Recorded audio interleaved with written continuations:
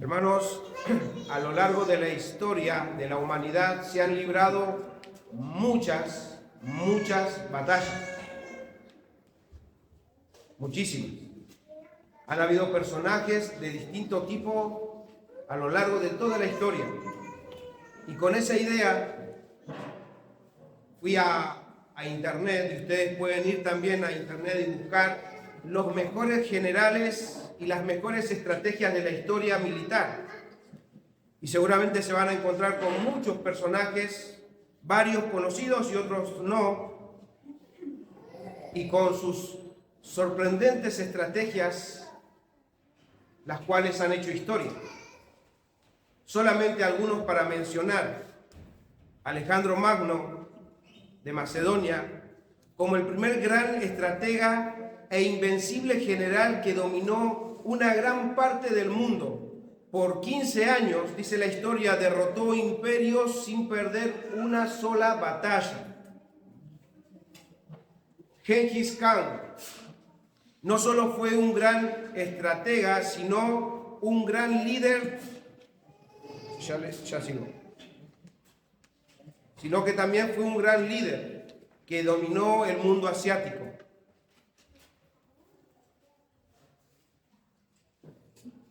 Sus estrategias militares eran formidables, dice la historia. Napoleón Bonaparte ha sido el mayor genio militar de la historia. Ganó muchas batallas y convirtió a Francia en un imperio que dominó Europa. Su legado militar y administrativo es increíble. Y así podría traer muchos personajes, porque estos hombres libraron batallas y quedaron en la historia de la humanidad en épocas de guerra. Pero lo curioso es que mientras buscaba informes acerca de este tipo de batallas que llamaban la atención, la web no me mostraba en ningún momento la batalla que nosotros vamos a escuchar de ahora en más, la batalla de Jericó. Ni siquiera se mencionaba al líder militar de los israelitas, ni mucho menos llamaba la atención la estrategia que se va a desarrollar en esta batalla rumbo a la conquista de la tierra prometida. Y entonces, hermanos, en esta mañana nosotros, al comenzar el capítulo 6 de Josué, nosotros vamos a considerar esta parte de la historia vista desde la palabra de Dios, no desde el Google, no desde el internet.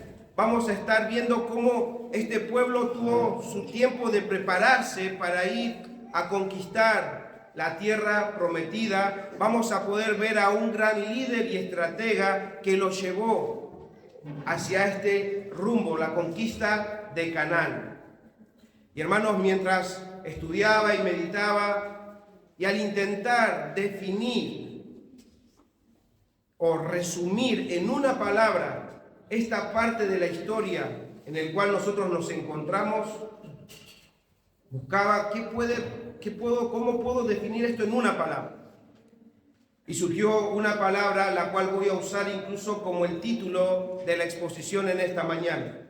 En una palabra: extraordinario. Esta parte de la historia y lo que hemos venido aprendiendo hasta ahora, si lo podía definir, ustedes si quieren lo pueden definir de otra manera, pero yo lo he podido definir como extraordinario. Y esta palabra extraordinario significa que es poco común, sale fuera del orden o la regla natural, y yo agregaría que va más allá de la lógica humana. Esa es la definición de extraordinario, por eso me quedé con esa palabra. Y a medida que vamos a ir desarrollando todo esto, vamos a ver que realmente es un evento extraordinario. Y los sinónimos de extraordinario, por eso me quedé con esta palabra. Escuchen esto, por favor. Sinónimos, eso lo pueden buscar ustedes en el diccionario. Excepcional, asombroso, insólito, singular, inusual, impresionante, sorprendente. Sinónimos de extraordinario. Entonces, con esta palabra extraordinario y sus sinónimos, vamos a ponernos un poquito en contexto. Voy a usar esos sinónimos para más o menos recapitular lo que hemos estado viendo a lo largo de los 5 primeros capítulos. Y es necesario que recordemos, hermanos, que nuestro Dios, de una manera extraordinaria, liberó a su pueblo de la esclavitud de Egipto. Fue impresionante la columna de fuego y la manera en la que cruzaron el mar. Fue inusual cómo Dios los guió y cuidó durante 40 años en el desierto. Sorprendentemente, hizo que el pueblo cruzara en seco el río Jordán para pisar y comer de los frutos de la tierra donde fluye leche y miel. Y singular fue cómo Dios preparó a su pueblo espiritualmente con el rito de la circuncisión y la celebración de la Pascua. De una y mil maneras, hermanos, todas estas formas que nosotros vemos en la historia de Dios en la Biblia son sorprendentes. Dios demostró ser el único Dios que cumple sus promesas. Eso es extraordinario porque nuestro Dios es extraordinario. Amén. Ahora bien, nosotros debemos recordar también que este pueblo se encontraba ya acampando en Gilgal, esperando las órdenes para ir a la batalla y comenzar la conquista de la tierra prometida. Y si recuerdan, hermanos, Josué se había acercado un poco más a Jericó y fue allí donde vio a un hombre, a un varón que estaba delante de él. ¿Recuerdan ese evento? ¿Ya estamos más o menos en contexto o no? ¿O quieren más? Fue un resumen bastante rápido, pero es más que todo para captar, pues ya lo vimos. ¿Se acuerdan? Él se apartó en el capítulo 5 un poco más, se acercó y resulta que vio a un hombre y se acercó y le preguntó: ¿eres tú uno de nosotros o de nuestros enemigos? ¿Sí? Ahí más o menos terminó y pusimos continuará. Hoy vamos a continuar entonces con este relato. Y lo primero que vamos a ver después de haber leído estos 10 versículos del capítulo 6, en esto de lo que es lo extraordinario de Dios y de su obra, vamos a ver también con sinónimos una resistencia insólita. El primer punto que vamos a ver es una resistencia insólita. Leamos versículo 1 del capítulo 6. Ahora Jericó estaba cerrada, bien cerrada, a causa de los hijos de Israel, o en otras palabras, por temor a los israelitas. Nadie entraba ni salía. Hermanos, el rey y los habitantes de Jericó sabían que no solamente los israelitas estaban ahí acampando, no era solamente un grupo de personas en Gilgal, sino que la presencia del Dios del cielo y de la tierra estaba con los israelitas. Recuerden, ellos sabían cómo este pueblo, con la ayuda de Dios, había derrotado a los reyes que estaban del otro lado del río Jordán.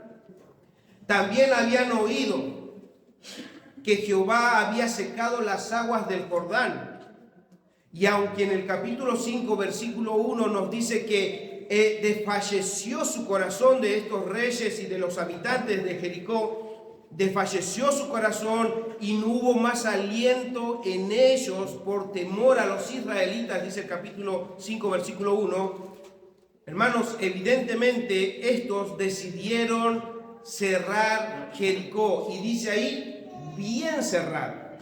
Y esa palabra de alguna manera está tratando de decirnos que ellos fortificaron, reforzaron, cerraron bien las murallas y las entradas.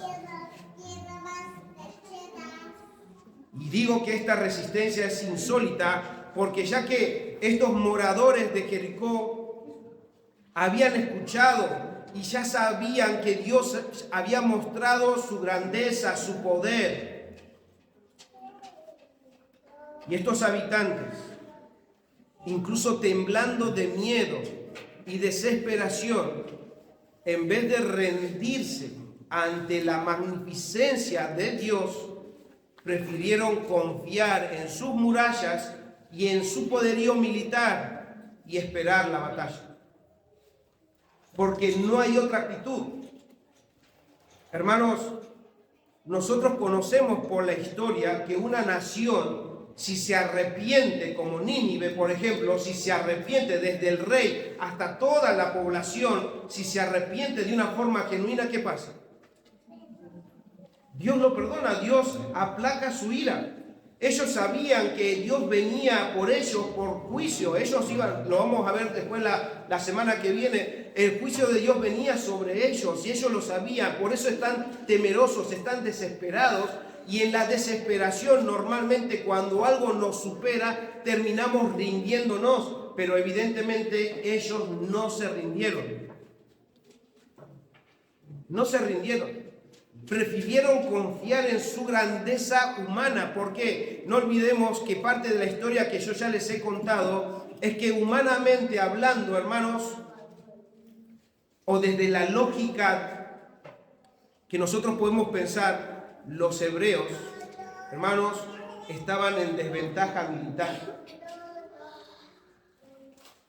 Yo les aseguro que si sacamos a Dios de la ecuación, no había ninguna posibilidad que los israelitas vencieran. Si ellos se ponían a la par sin Dios, hermanos, era imposible que los israelitas ganaran. Solamente hay que ir páginas más atrás y ver cómo los 10 espías catalogaron a este pueblo. Entonces, evidentemente, sin Dios como persona principal en este lugar, ellos no podían hacer. Y por otro lado es evidente que en el interior de la ciudad los pobladores de Jericó confiaban en sus muros y ante muros. Ellos confiaban que esos muros resistirían los ataques de los israelitas. Hermanos, esta ciudad de Jericó era una de las ciudades más importantes de Canaán. Y si caía ella en manos de los israelitas, eso iba a debilitar a las demás ciudades. Es por eso que estos se están aferrando, están resistiendo y ni siquiera intentan enviar a alguien como para negociar. Dice que nadie podía entrar ni salir. Estaban decididos a resistir y estaban preparando sus vidas para luchar contra Dios y contra su pueblo. Esa es la actitud cuando ellos cierran y ahí aclara, y bien cerrar, para que nosotros podamos ver la actitud de este rey y que aunque uno puede decir, a veces el temor te lleva a rendirte. No, evidentemente el temor no te lleva a rendir en muchas ocasiones. En esta ocasión no lo llevó a rendirse. Las amenazas habían llegado, ya lo habían escuchado, pero no hicieron caso a esas amenazas o a esas advertencias que Dios incluso permitió que llegara a sus oídos para que ellos se arrepintieran de todas las perversidades que hacían, como lo vamos a escuchar el domingo que viene. Entonces, este pueblo está haciendo una resistencia inusual. No se debería esperar ese tipo de resistencia sabiendo el poderío de Dios, ni siquiera del pueblo de Israel, de Dios, el Dios todopoderoso que abre el mar, que abre el río. Ese venía ahí y no se rindieron. Y hermanos, eso no es diferente en nuestros días. Es más, diría, de alguna manera, si podría decir, es algo peor, porque hoy, en nuestros días, hemos escuchado más y sabemos más acerca del poder, la justicia, el amor, la misericordia, las obras de Dios, que en ese tiempo. Sabemos mucho más del poderío de Dios y cómo Dios realmente cumple todas sus promesas y sus amenazas. Sabemos mucho más. Y uno esperaría que sabiendo todo eso acerca de Dios, ¿qué esperaríamos? Que la humanidad completa se rinda ante Él. Incluso ayer veíamos en el estudio que conociendo de Dios y que Dios, habiéndoles manifestado su deidad, su eterno poder, ¿qué hizo la humanidad? Resistió. No quiso escuchar, y dice ahí en Romanos que no tienen excusa. Ellos sabían porque Dios se ha dado a conocer. Bueno, en este caso también, Dios se ha dado a conocer a este pueblo y nosotros también conocemos acerca de Dios y esperaríamos que toda la humanidad se arrepienta y se acerque a Él confiadamente.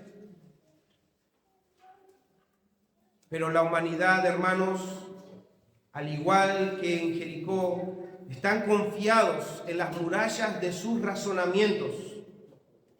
Están confiados en el poderío y las armas de su sabiduría. Como hemos leído en Romanos, queriendo ser sabios hicieron necios, pero están tan confiados en su sabiduría que resisten a Dios. Y no solamente a Dios, resisten a Cristo y su Evangelio. Resisten en nuestros días, no solamente en esa época, también en nuestros días. Y en otro tiempo, hermanos, nosotros hacíamos lo mismo. Nosotros también rechazábamos a Dios, resistíamos el cristianismo. Algunos más, algunos menos, y con la concepción de que en realidad no es que rechazábamos deliberadamente a Dios o a Cristo. Algunos podríamos pensar que rechazábamos el cristianismo, la religión, pero rechazar el cristianismo es rechazar a Cristo mismo. Y eso hacíamos nosotros, siguiendo nuestros razonamientos, siguiendo nuestros conceptos, siguiendo nuestra percepción de vida. Eso hacíamos nosotros. Estábamos dispuestos a pelear contra Dios, aunque no lo veíamos de esa manera. Pero bíblicamente debemos decir que era así. Hermanos, nuestros pecados eran una declaración de guerra contra Dios. Por naturaleza éramos enemigos de Dios. Y los que hemos creído, los que hemos recibido esta noticia, no hemos recibido solamente el Evangelio, hemos recibido a Cristo. Amén. Jesús mismo lo dice en Mateo 10:40, el que os recibe a vosotros, a los cristianos, a mí me recibe, y el que me recibe a mí, recibe al que me envió. O sea, que la cuestión es esta: si nosotros recibimos y creemos en el Evangelio, estamos recibiendo a Cristo como nuestro Salvador, pero a la vez estamos creyendo y recibiendo al Padre que lo envió. Lo contrario es que si resisto el Evangelio y resisto el cristianismo, de la misma forma estoy resistiendo a Cristo, estoy resistiendo a Dios, le estoy cerrando las puertas y bien cerradas, y no estoy dispuesto a rendirme a Dios. Es lo que hacemos de una o de otra manera. Incluso Pablo supo que perseguir a los cristianos era perseguir a Cristo mismo. Eso me lleva a que alertar a las personas en esta mañana. Amigo, amiga, si todavía no has puesto tu confianza en Cristo, ya sea que seas niño o grande, debes saber esto. No es que estás resistiendo al pastor, no es que estás resistiendo a tu mamá o a tu papá que te hablan de Cristo, no es que estás resistiendo una ideología, estás rechazando a Cristo mismo, a la persona y la obra de Cristo, y a la vez estás resistiendo a Dios mismo. Y como vas a ver a lo largo de esta historia, no te conviene resistir o pararte en contra de Dios, porque vas a perder. Aunque creas que no va a pasar nada, aunque creas que de repente no, Dios no va a hacer nada de eso. Eso es lo que pensaban muchas personas en lo largo de la historia y vieron el juicio de Dios y vieron cómo Dios cumplió sus promesas. Por eso te digo, amigo, amiga, no te pongas a pelear contra Dios porque vas a perder. Lo dice toda la historia de la humanidad. No lo digo yo, lo dice Dios mismo en su palabra. Dios es real Y es mejor que te rindas a Él en arrepentimiento y fe, porque tus pecados, como dije hace un rato, tus mentiras, tus desobediencias, tus codicias son una declaración de guerra a Dios, contra Dios. Y nosotros, hermanos, como pueblo de Dios, como creyentes y seguidores de Cristo, no olvidemos que estamos en una guerra espiritual todos los días y que contamos con la presencia de nuestro Señor y su Espíritu para vencer nuestras batallas personales. No estamos solos, este pueblo no estaba solo. Hermanos, y aunque el mundo, la carne y Satanás sean como poderosos cananeos, hermanos, si Dios es con nosotros, ¿quién contra nosotros? Y esas no son palabras lindas para levantarte la autoestima, sino que es una realidad para que nosotros tengamos valor y podamos confiar en este Dios de la palabra. Hermanos, nuestro Dios es un Dios poderoso. Es el Dios del cielo y de la tierra. No porque lo diga yo, Él mismo lo ha dicho en su palabra. Entonces eso nos tiene que llevar a confiar en nuestro Dios y saber que si estamos con Él, estamos bien. Y si estamos con Él, tenemos todas las de ganar. Y al principio dije que el pueblo estaba en Gilgal esperando órdenes para avanzar y conquistar la tierra.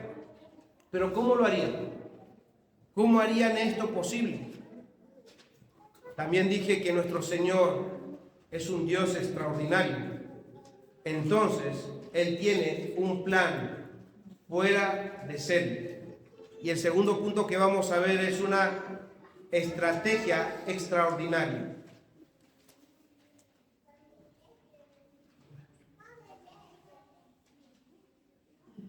Acuérdense, tengan en mente los sinónimos, la definición. Una estrategia extraordinaria. Hermanos, Jericó estaba con dos grandes problemas.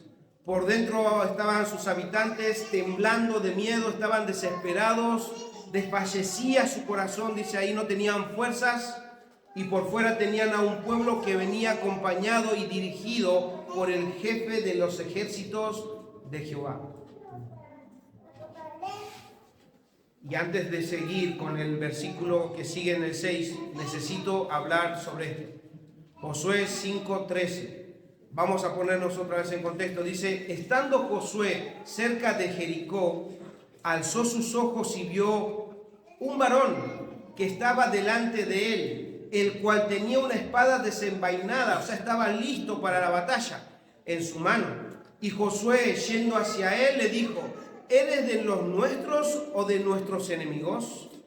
Él, este varón, que con la espada desenvainada respondió, no, mas como príncipe del ejército de Jehová he venido ahora. Entonces Josué, postrándose sobre su rostro en tierra, le adoró y dijo, ¿qué dice mi señor a su siervo? Y yo ya he demostrado que esto que está pasando en este lugar era una teofanía, era la presencia, la aparición misma de nuestro Señor. Eso ya quedó demostrado, pero ¿por qué estoy conectando esto? Porque ahí le pregunta, ¿qué dice mi Señor a su siervo? Y esto es lo que le dice. Versículo 2 del 6. Mas Jehová dijo a Josué, mira, yo he entregado en tu mano a Jericó y a su rey con sus varones de guerra. ¿Escucharon? Eso es lo que le está diciendo. Yo he entregado en tu mano a Jericó. Antes de darle cualquier tipo de indicación, este príncipe del ejército de Jehová le asegura la victoria. Yo he entregado. Tiempo pasado. No está diciendo yo entregaré. Dice yo he entregado. Ya lo ha hecho. En otras palabras le está diciendo la he puesto en tu mano. No solo a la ciudad, sino a su rey y a sus varones de guerra. Como dije antes, aunque estén preparados para su defensa detrás de las murallas, de esas fortificaciones, ellos serían derrotados totalmente, porque Israel no iba solo, iba con la presencia de nuestro Dios. Hermanos, nuestro Dios tiene poder para derrotar a cualquier enemigo. Él nunca será derrotado y siempre cumplirá sus promesas. Pero ¿cómo se haría esto realidad? Siguiendo al pie de la letra la estrategia divina. Esta estrategia divina es única y va más allá de la lógica humana. Veamos esta estrategia extraordinaria, versículo 3 al 5. Rodearéis pues la ciudad, todos los hombres de guerra, yendo alrededor de la ciudad una vez, y esto haréis durante 6 días. Y 7 sacerdotes llevarán 7 bocinas de cuerno de carnero delante del arca, y al 7º día daréis 7 vueltas a la ciudad, y los sacerdotes tocarán las bocinas, y cuando toquen prolongadamente el cuerno de carnero, así que oigáis el sonido de las bocinas, todo el pueblo gritará a gran voz. ¿Y qué dice? Y el muro de la ciudad caerá, entonces subirá el pueblo cada uno derecho hacia adelante. Hermanos, esta estrategia es realmente extraordinaria. ¿Qué significa eso en términos de sinónimos? Es poco común. Sale fuera del orden o de la regla natural de batalla. Esto supera la lógica humana. Hermanos, caminar alrededor de la muralla y por 7 días, y que el único ruido que debía escucharse eran las bocinas del cuerno de carnero, y que después de caminar 7 días, al gritar, los muros caerían. Hermanos, sinceramente, nadie que haya ido o vaya a una guerra usaría esta estrategia. Cualquier militar o excombatiente diría que esta estrategia es un absurdo.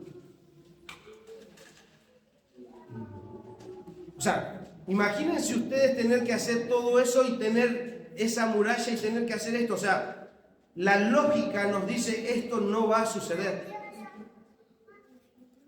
Porque nosotros en la lógica podríamos esperar un entrenamiento físico para los hombres de guerra, algún tipo de práctica o de táctica de combate, o iniciar incluso lo antes posible el ataque. ¿Para qué? Para aprovechar que los enemigos estaban todos asustados. Pero obviamente eso sería una táctica o una estrategia humana. Pero ¿por qué Dios hace o establece una estrategia tan extraña, tan diferente a la que nosotros podríamos establecer? Obviamente porque Dios es extraordinario, Dios es diferente, Dios no piensa como nosotros pensamos. Hermanos, la estrategia del príncipe de los ejércitos de Jehová es que el pueblo se ejercite en la dependencia y obediencia a la voz de Dios. Esa era la estrategia del Señor. Él les va a indicar cosas fuera de lo común. ¿Para qué? Para que su pueblo, aunque no entre en la lógica humana, aunque no entre en su mente, ellos debían responder en obediencia y en dependencia a la voz de Dios.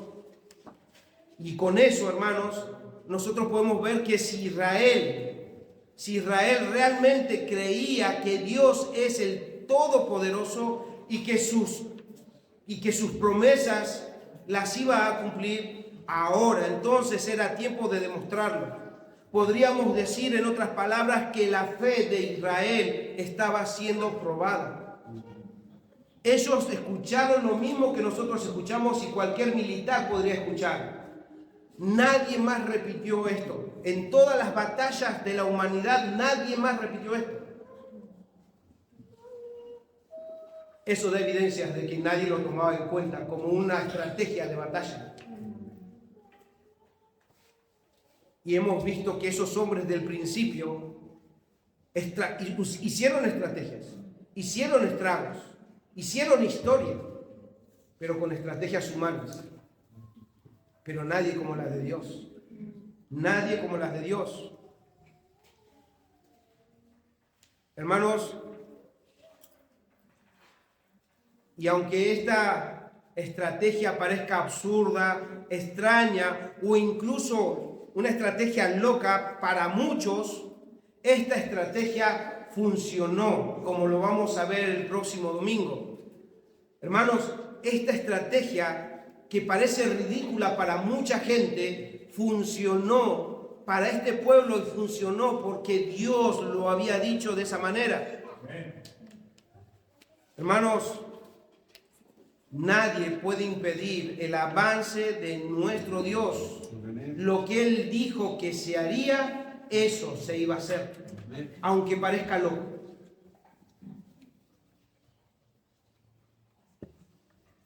Y lo mismo pasa, hermanos, con el cristianismo. Viajando a nuestra época, hay muchas cosas con las que nosotros nos vamos a encontrar ahí afuera que toman como loco. Para muchos el cristianismo es una locura. Para muchos el cristianismo es para gente débil. Para muchos es para gente manipulable. Y lo que diga la Biblia, para muchos es una locura. Sus diseños, sus consejos, las afirmaciones, sus promesas son ridículas, absurdas, y muchas veces incluso somos nosotros seducidos a pensar como ellos, pero no tanto en la teoría, porque nosotros al leer la Biblia decimos amén, pero en la práctica somos tentados a pensar como ellos piensan. Por ejemplo, algunos ejemplos nada más. Algo que ellos toman como locura, bíblicamente incluso hablando, en Atenas, cuando Pablo predica, el plan de Dios para salvar era este: que Jesús muriera y resucitara de los muertos al tercer día, y que Él ascendiera a los cielos y que un día Él vuelva a buscar a los suyos. ¿Y qué pasó cuando escucharon a Pablo hablar de la resurrección? Bueno, ya en otro momento te vamos a escuchar.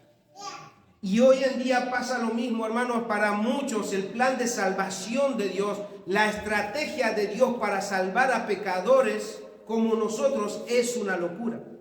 Eso no concibe en la mente carnal del ser humano. Pero hermanos, pregunta, ¿funciona? ¿Funciona el plan de Dios para salvación? ¿Funciona o no funciona? Porque si ustedes no dicen amén o no dicen sí a eso, entonces ¿qué están viendo? Mírense en el espejo. Ustedes son el resultado de que ese plan, que para muchos es una locura, ustedes son la evidencia de que es poder de Dios para salvación. Nosotros somos la evidencia de que funciona.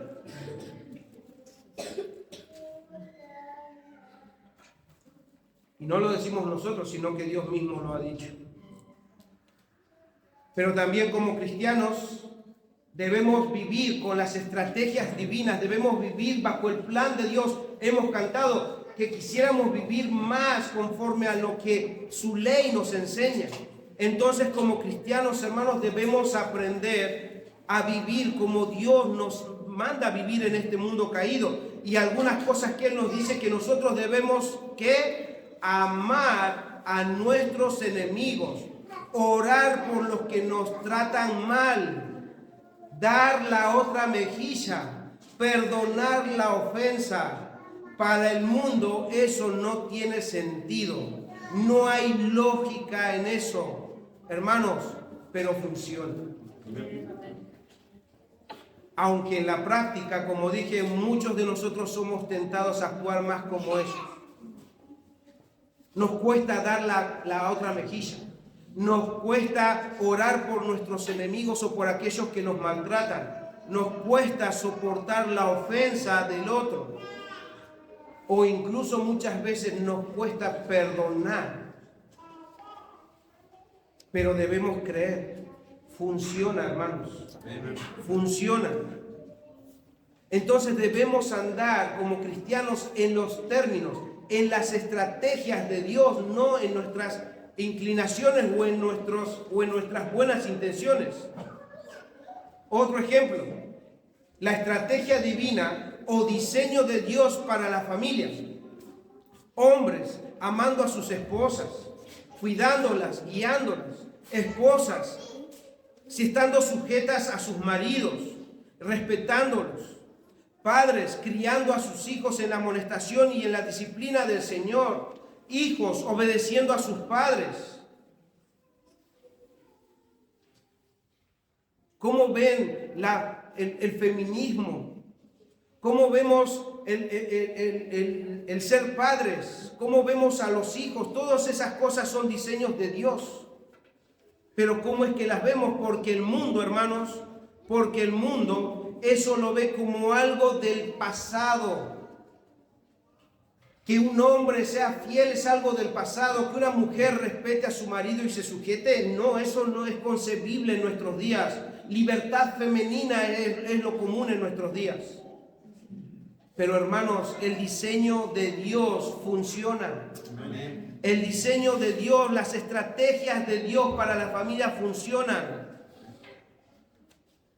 Pero nuevamente podemos decir que en la práctica muchas veces nos cuesta creerle a nuestro Dios. Por eso estas palabras que nosotros estamos leyendo hoy tienen que darnos ánimo para creer que si Dios dice que sea de esta manera, nosotros debemos inclinarnos a hacerlo de esa manera, porque lo que Dios dice funciona. Y así podemos estar por muchos ejemplos más, como por ejemplo el trabajo, la vida en la iglesia, por ejemplo. Hay mucha gente que quiere redefinir lo que es la vida de la iglesia. Hay mucha gente que está intentando inventar nuevos métodos de iglesia, cuando la iglesia lo único que tenemos que hacer es verificar en su palabra y someternos a ella, porque nosotros somos iglesia. Nosotros no podemos inventar la iglesia, entonces no podemos redefinir lo que es la iglesia. Eso ya está definido por Dios en su palabra. Lo que tenemos que hacer es someternos a ella. ¿Saben por qué? Porque Dios no dijo que la iglesia está simplemente aislada, cada uno por su camino. Dios ha salvado a personas individuales para ponerlos en una comunidad, para que estando juntos podamos glorificar a Dios. Eso funciona, aunque para muchos eso sea una locura. Estar en comunión con hermanos, para muchos es una pérdida de tiempo, pero funciona. Funciona porque es ahí donde nos estimulamos y nos amonestamos y nos ayudamos mutuamente. Funciona lo que Dios ha diseñado en su palabra.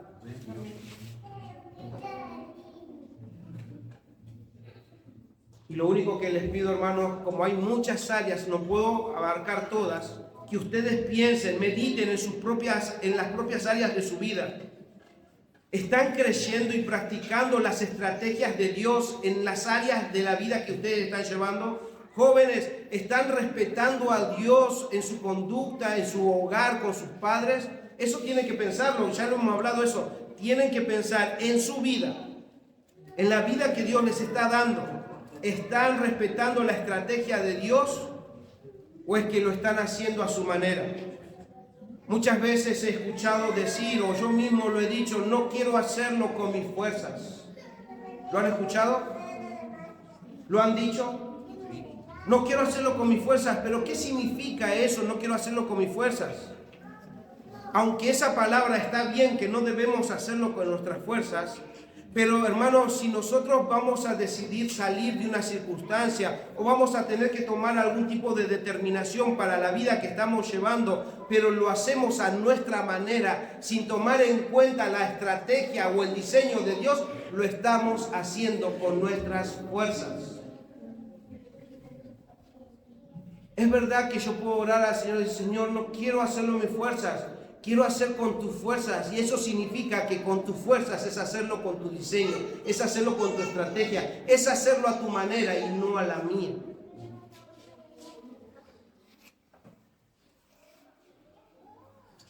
Hacerlo a nuestra manera y con nuestras fuerzas no garantiza victoria.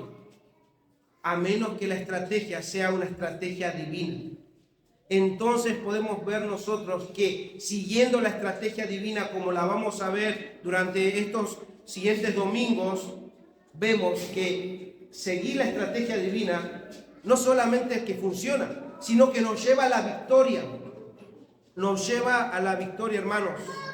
Entonces también podemos decir que nuestra fe será probada todos los días, así como la de Israel. Y si nosotros decimos que nuestro Dios, como hemos cantado, Dios es poderoso, hemos cantado, Dios es invencible, si nosotros decimos con nuestras bocas, en nuestros cánticos y en nuestras oraciones, que Dios es poderoso y cumple sus promesas, entonces nosotros todos los días tenemos la oportunidad de demostrarlo. Amén.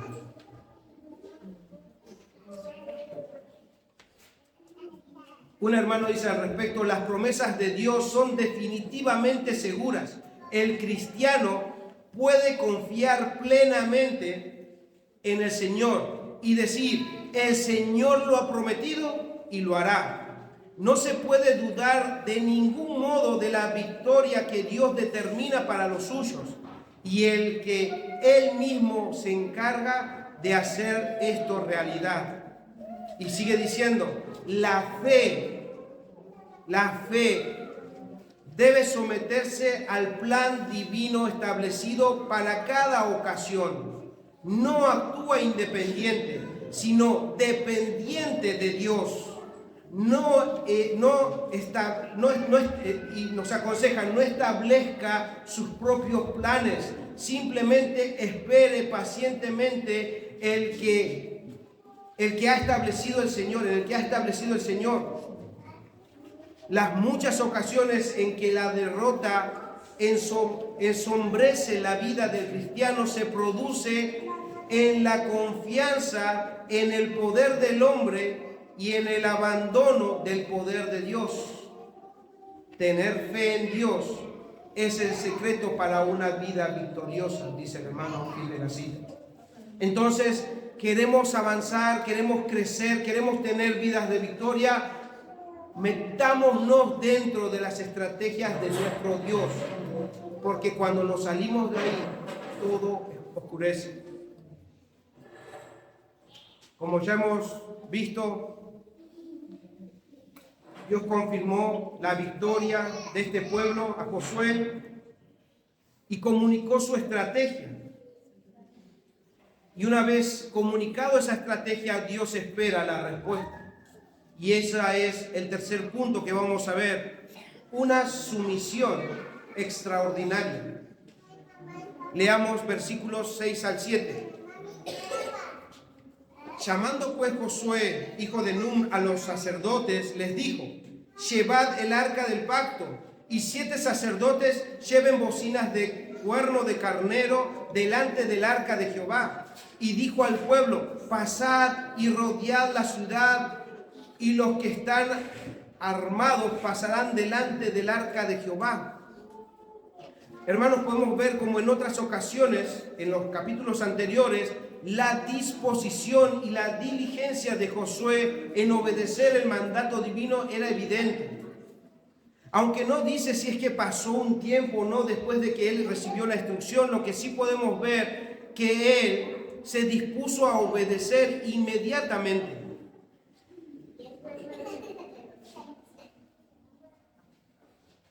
Y uno podría decir: bueno, pastor, lo que pasa es que él es el líder, tenía que hacerlo. Pero hermanos, no solamente fue el líder, sino también los sacerdotes, los hombres de guerra, en síntesis todo el pueblo. Lo hicieron todos aquellos que escucharon el mandato de Dios o la instrucción de Dios. Veamos versículos 8 y 9. ¿Qué dice ahí? Y así Josué hubo hablado ¿a quién? Al pueblo. Los 7 sacerdotes llevando las 7 bocinas de carnero, de cuerno de carnero, pasaron delante del arca de Jehová y tocaron las bocinas, y el arca del pacto de Jehová los seguía. Y los hombres armados iban delante de los sacerdotes que tocaban las bocinas, y la retaguardia iba tras el arca mientras las bocinas sonaban continuamente. Ven, se dan cuenta que estos textos nos están mostrando que todo el pueblo, no solamente Josué, estaban dispuestos y eran diligentes para obedecer y cumplir los mandatos divinos. La voz de nuestro Dios es poderosa y espera obediencia, y una obediencia inmediata. Es la voz de nuestro Dios, hermanos. Amén.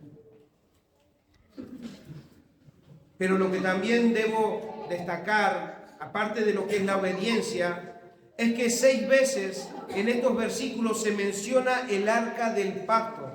Y el arca del pacto, si ustedes recuerdan, es la representación de la presencia de Dios entre el pueblo. Su promesa contaba ese compromiso de su presencia. El Señor le había dicho a Josué en el capítulo 1, versículo 9, mira que te mando que te esfuerces y que seas valiente, no temas ni desmayes, porque Jehová tu Dios estará contigo en donde quiera que vayas. Entonces, la presencia de Dios estaba garantizada por la promesa. Entonces, vemos ahí que la presencia de Dios estaba constantemente en todo lo que hacían. El arca de Jehová estaba ahí. La presencia de Dios.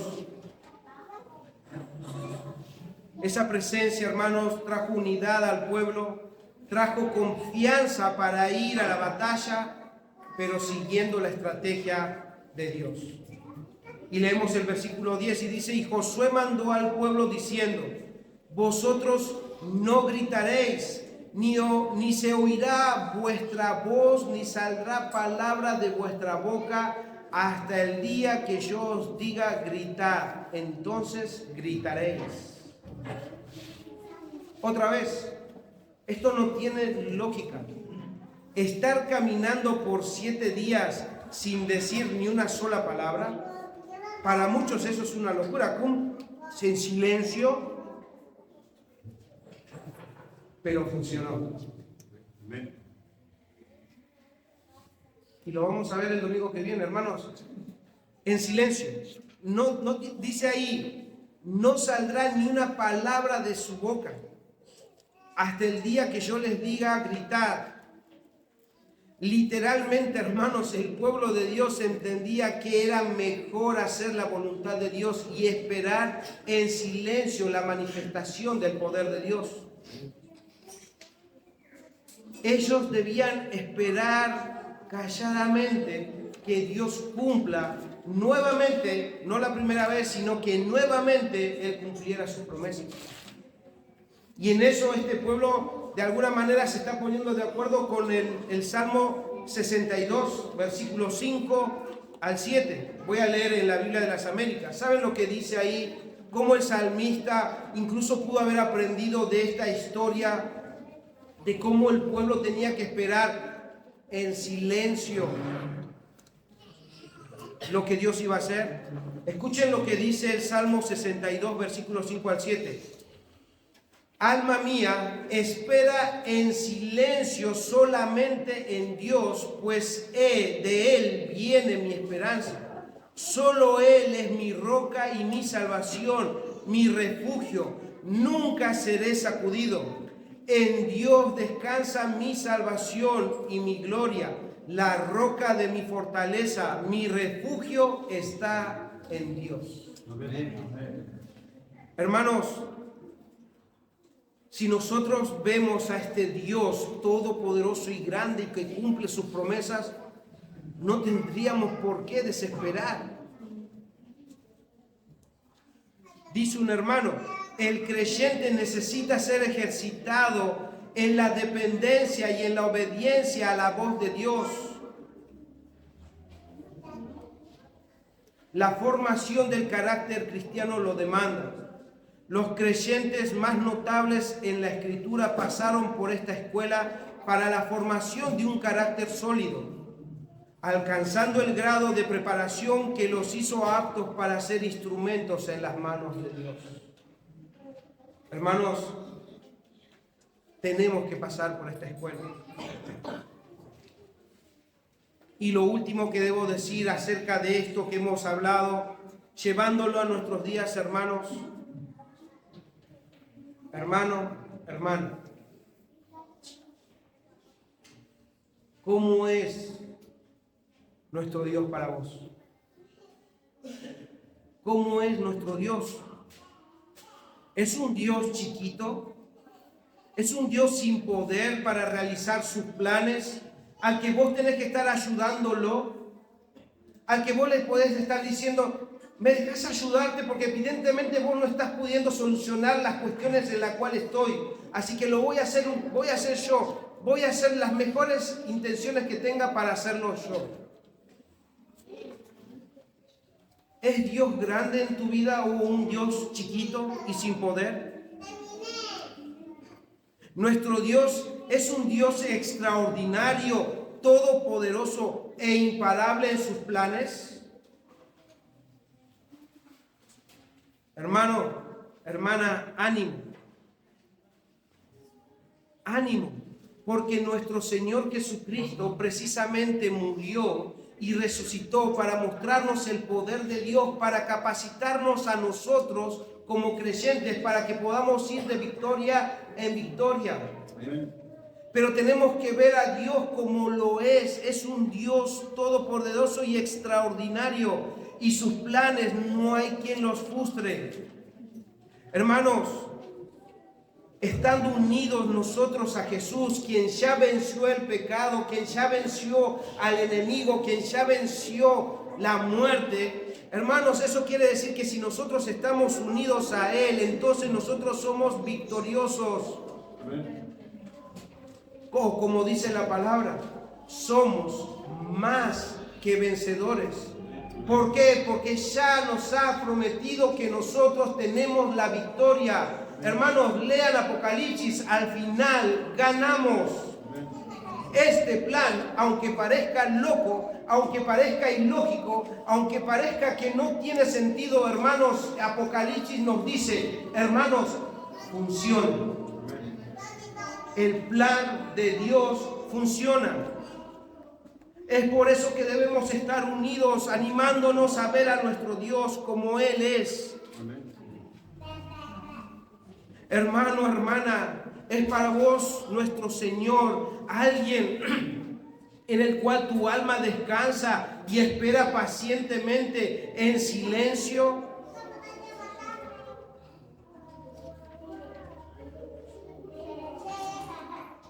¿Lo esperas en silencio en tus circunstancias? ¿O es que estás constantemente cuestionando su voluntad e incluso te sentís tentado o tentada a darle consejo a Dios y decirle que lo debería hacer de otra manera? Con este relato debemos entender todos, no hay forma de que nosotros aconsejemos a Dios, porque el consejo del hombre es malo. Pero el consejo de Dios, la estrategia de Dios funciona. No deberíamos nosotros atrevernos a decirle a Dios, haz algo en mis circunstancias. Él ya sabe y lo va a hacer.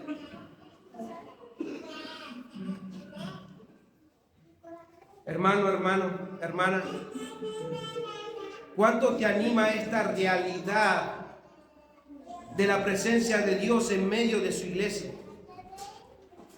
Es una realidad porque Cristo lo prometió, no porque el pastor lo dice. Cristo dijo, yo estoy, no estaré, yo estoy con vosotros todos los días hasta el fin del mundo. Hermano, hermana, Él, este Dios extraordinario, este Dios poderoso, este Dios imparable, que cumple sus promesas, Él está en medio de nosotros. Debemos creerlo. Un hermano dice al respecto, es un hecho muy alentador el saber que Cristo está siempre presente en la iglesia. Lamentablemente, muchas iglesias ignoran su presencia, manifestándole indiferencia y frialdad, o cuando menos han perdido su primer amor. No obstante, Él no abandona a su bien amada iglesia. Aún anda en medio de los 7 candeleros. Él sigue estando con nosotros. Su presencia está prometida y de tal forma Dios cumple sus promesas que Él no hay forma de que se niegue a sí mismo. Él está con nosotros. Entonces, hermanos, esto nos tiene que enseñar que nuestros pensamientos o que nuestras circunstancias no deben formar en nuestra mente a Dios. Dios no es según tus circunstancias, Dios no es según tus pensamientos. Lo que debe formar a Dios en nuestra mente y en todo nuestro ser es lo que dice la Biblia. Y lo que Dios dice, lo que la Biblia dice acerca de Dios es que Dios es extraordinariamente santo, santo, santo, poderoso, soberano, misericordioso, justo y fiel. Ese es nuestro Dios. Y nadie lo podrá parar, nadie lo podrá vencer. En Él estamos seguros rumbo a la ciudad celestial. Nadie, hermanos, nadie nos podrá separar de Él. Nadie. Y tengan por seguro que sus planes, sus estrategias funcionan. Lo dice la historia que está escrita en la Biblia.